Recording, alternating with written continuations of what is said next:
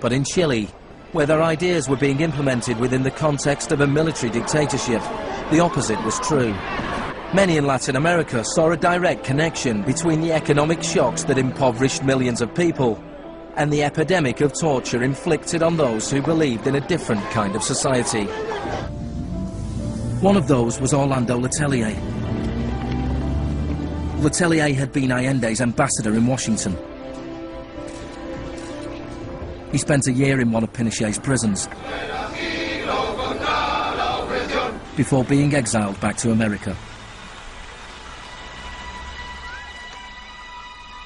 In 1976, Letelier wrote, "The economic plan has had to be enforced, and in the Chilean context, that could only be done by the killing of thousands, the establishment of concentration camps all over the country, and the jailing of more than 100,000 persons in 3 years."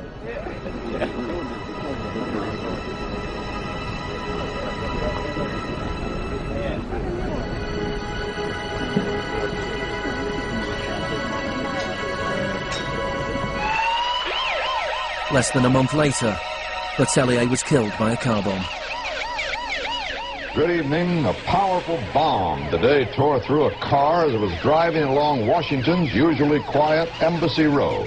The Chilean was Orlando Letelier, who also had been foreign minister during the last months of the late Salvador Allende's Marxist regime. Richard Roth reports. Michael Townley, a member of Pinochet's secret police, was behind the bombing. He'd entered the US on a false passport with the knowledge of the CIA. Michael, buenas noches. Buenas noches, Pablo. La opinión del Poder Judicial chileno, ¿hay confianza en él? Mire, yo confío plenamente en la justicia chilena, como patriota y luchador antimarxista y juntista por sobre todas las cosas. Despite his confidence, Townley was extradited to the US and convicted of Letelier's murder. Pinochet ruled Chile as a military dictator for 17 years, but in a frank interview, Harberger remained in denial.